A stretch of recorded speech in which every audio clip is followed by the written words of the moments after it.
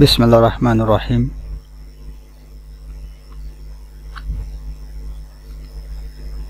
আসসালামু আলাইকুম। বিষয় কোড 67211। বিষয় refrigeration and air conditioning fundamentals. প্রথম বর্ষ, প্রথম পর্ব, diploma in engineering refrigeration and air conditioning technology. আমি Abu Mohammad Atikullah, instructor technical refrigeration and air conditioning RAC, Dhaka polytechnic institute, Tejgaon শিল্প এলাকা, ঢাকা 1208। চতুর্থ অধ্যায় এয়ার কন্ডিশনিং পদ্ধতি বা শীতাতপ নিয়ন্ত্রণ পদ্ধতি। পাঠ শেষে আমরা যা শিখব: এয়ার কন্ডিশনারে তাপমাত্রা নিয়ন্ত্রণ পদ্ধতি সম্পর্কে ধারণা, এয়ার কন্ডিশনারের আর্দ্রতা নিয়ন্ত্রণ পদ্ধতি সম্পর্কে ধারণা, বাতাসের আর্দ্রতা বা হিউমিডিটি কমানোর পদ্ধতি সম্পর্কে ধারণা, বাতাসের আর্দ্রতা বাড়ানোর পদ্ধতি সম্পর্কে ধারণা, এয়ার কন্ডিশনারে বাতাসের গতি বা ভেলোসিটি নিয়ন্ত্রণকরণ পদ্ধতি সম্পর্কে ধারণা এবং এয়ার কন্ডিশনিং এর বিভিন্ন সুবিধা সম্পর্কে ধারণা ইত্যাদি।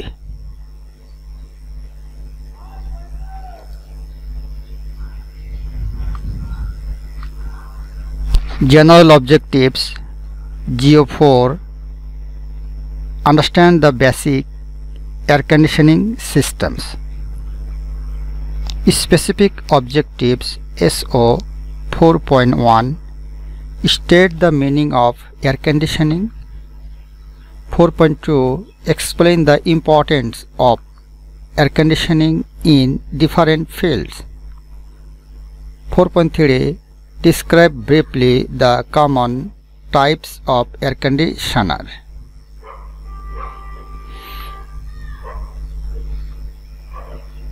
এয়ার কন্ডিশনিং পদ্ধতির ধারণা। 4.2 বিভিন্ন ক্ষেত্রে এয়ার কন্ডিশনার পদ্ধতির গুরুত্ব। 4.3 সাধারণ এয়ার কন্ডিশনিং পদ্ধতিগুলোর বর্ণনা।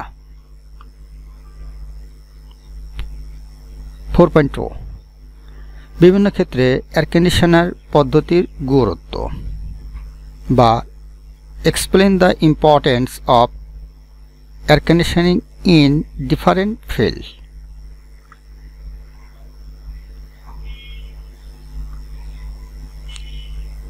এই হলো আমাদের এয়ার কন্ডিশনিং সিস্টেম। ইম্পর্টেন্স এর গুরুত্ব।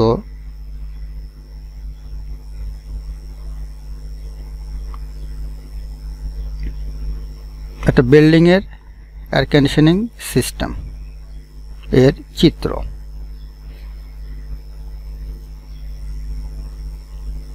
এই পাশে হচ্ছে হিটিং ইউনিট, ভিতরে হচ্ছে কুলিং ইউনিট।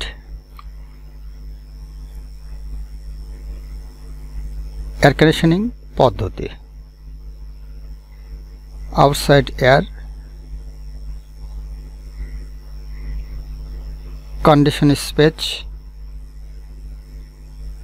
ব্লোয়ার ফ্যান বা ব্লোয়ার বা fan, heating coil, cooling coil, sump বা পাত্র, ফিল্টার, ড্যাম্পার। এয়ার কন্ডিশনিং এর সুবিধা। 10 বেনিফিটস অফ এয়ার কন্ডিশনিং। কি কি সুবিধা আছে? Number 1: reduced possibility of asthma attacks. Number 2: a more secure home.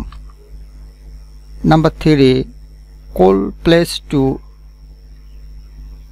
exercise, less insect and parasites. Number 5, better sleep. Number 6, prevents electronics from overheating. অতিরিক্ত তাপ রক্ষা করবে।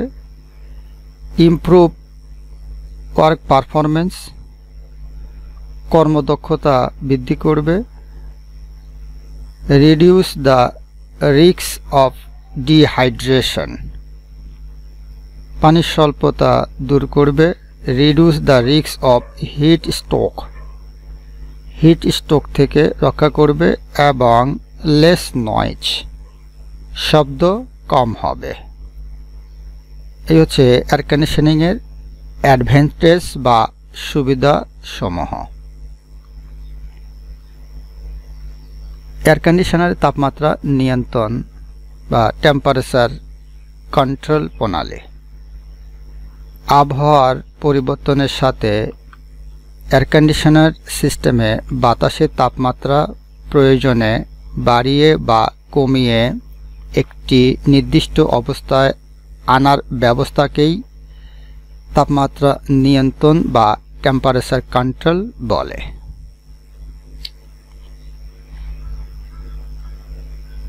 বাতাসের তাপমাত্রা বাড়াতে গরম পানির coil, electric heater, heat pump বা রেফ্রিজারেশন সিস্টেমের কন্ডেন্সারের গরম বাতাস ব্যবহার করা হয়।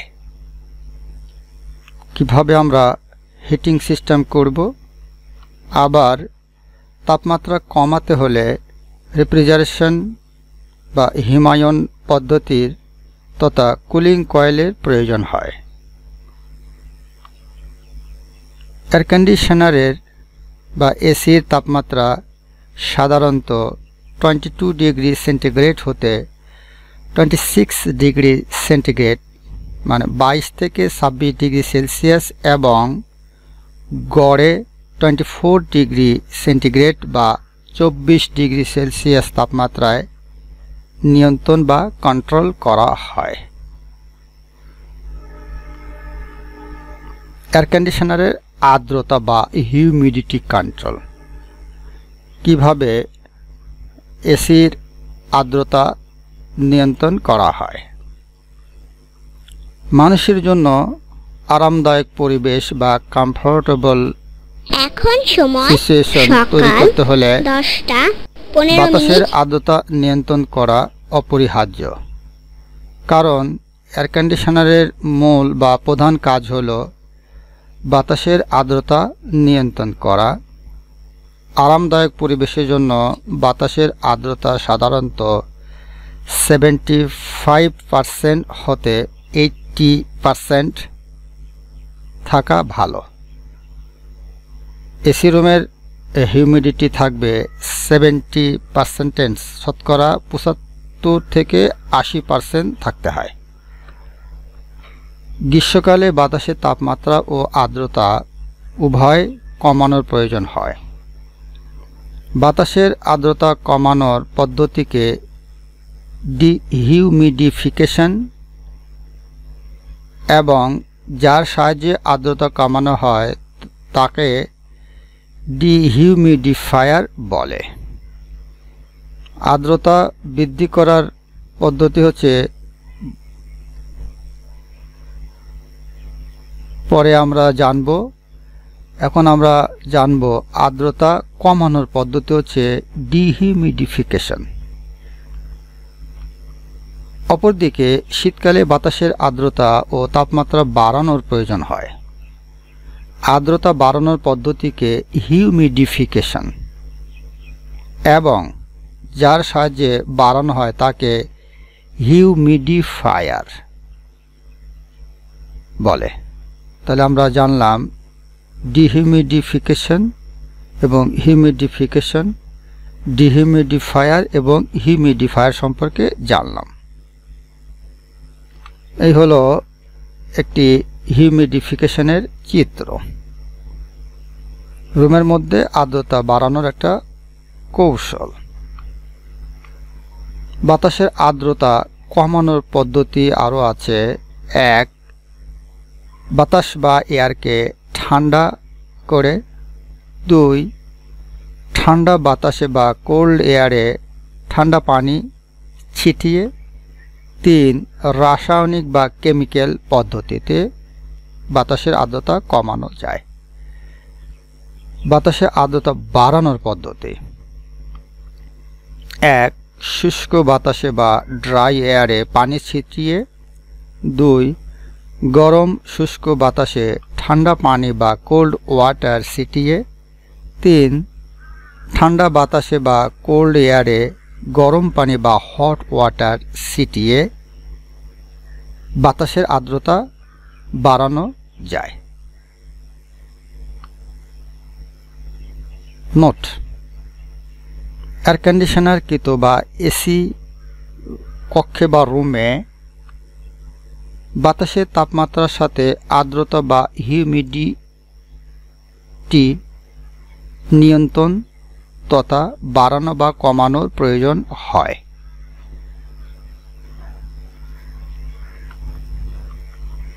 এয়ার কন্ডিশনারের বাতাসের গতি নিয়ন্ত্রণ বা এয়ার ভেলোসিটি কন্ট্রোল। এয়ার কন্ডিশনারকৃত কক্ষে ঠান্ডা, শুষ্ক, পরিষ্কার ও বিশুদ্ধ বাতাস একটি নির্দিষ্ট গতিতে সঞ্চালনের প্রয়োজন হয়। কারণ খুব জোরে বা কম গতিতে বাতাস সঞ্চালন করানো হলে তাতে আরামদায়ক বা কমফোর্টেবল পরিবেশ সৃষ্টি হবে না। সাধারণত নিয়ন্ত্রিত কক্ষে বাতাসের গতিবেগ 5 থেকে 8 metre per second 5 to 8 metre per second থাকা বাঞ্ছনীয়। বাতাসের গতি নির্দিষ্ট পরিমাণ রাখার জন্য নির্দিষ্ট ক্ষমতা ও মাপের ব্লোয়ার, ডাক্ট, সিলিং, ডিফিউজার ও ড্যাম্পারের প্রয়োজন।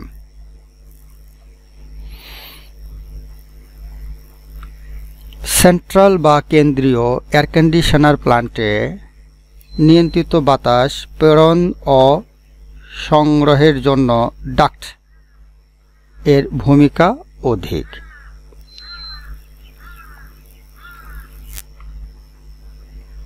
এখন আমরা দেখব ডাক্টিং সিস্টেম। এই হলো ডাক্টিং সিস্টেম। বিভিন্ন ডাক্ট এর মাধ্যমে বাতাস নিয়ন্ত্রিত কক্ষে সরবরাহ করা হয়ে থাকে। এগুলো হচ্ছে সব ডাক্ট। বাতাস নিয়ন্ত্রণে ডাক্টের বিষয় বা ফ্যাক্টরগুলো হলো: 1. বাতাসের গতি বা ভেলোসিটি। 2. প্রবাহিত বাতাসের পরিমাণ। 3. সরবরাহ ও রিটার্ন, সাপ্লাই ও রিটার্ন ডাক্টের সাইজ। 4. সিলিং ডিফিউজারের ধরন। 5. বিল্ডিংয়ের লেআউট। সরবরাহ বা সাপ্লাই ও রিটার্ন ডাক্টের চিত্র আমরা দেখব। এটা হচ্ছে সাপ্লাই ডাক্ট বা সরবরাহ ডাক্ট। এটা হচ্ছে রিটার্ন ডাক্ট। এটা হচ্ছে কন্ডিশন স্পেস বা AC room, air condition room. Return duct দিয়ে এইচ ভ্যাকে আসবে, heating, ventilation, air conditioning, supply ডাক্টের মাধ্যমে যাবে। Ceiling diffuser. এই হলো একটা সিলিং ডিফিউজারের চিত্র, যেটার মাধ্যমে বাতাস রুমে সরবরাহিত হয়। একটা বিল্ডিংয়ের লেআউট।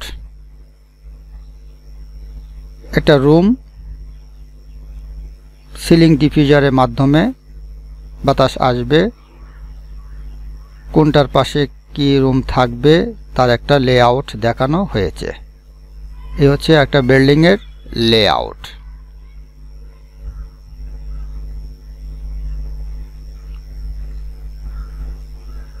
এরপরে হোমওয়ার্ক বা বাড়ির কাজ। নাম্বার 1 বা 1 নাম্বার, এয়ার কন্ডিশনারে তাপমাত্রা নিয়ন্ত্রণ পদ্ধতি বর্ণনা দাও। 2 নম্বর, এয়ার কন্ডিশনারে আর্দ্রতা বা হিউমিডিটি নিয়ন্ত্রণ পদ্ধতির বর্ণনা দাও। 3 নম্বর, এয়ার কন্ডিশনারে বাতাসের আর্দ্রতা বাড়ানোর পদ্ধতি বর্ণনা করো। 4 নম্বর, এয়ার কন্ডিশনারে বাতাসের আর্দ্রতা কমানোর পদ্ধতি বর্ণনা করো। 5 নম্বর, এয়ার কন্ডিশনারে বাতাসের গতি নিয়ন্ত্রণ কৌশল বর্ণনা করো এবং এয়ার কন্ডিশনিং এর 10টি সুবিধা উল্লেখ করো। এয়ার কন্ডিশনিং পদ্ধতির 10টি সুবিধা বা অ্যাডভান্টেজগুলো উল্লেখ করতে হবে। এই গেল বাড়ির কাজ। আর যদি কোনো এই পাঠ সম্পর্কিত যদি কোনো প্রশ্ন থাকে তাহলে ইমেল করো এই অ্যাড্রেসে।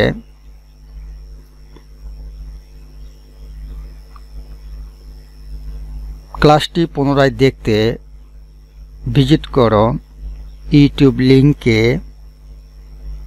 https://youtube.com/CAM-Atikullah। এটা ইমেল অ্যাড্রেস, ইউটিউব লিংকের অ্যাড্রেস।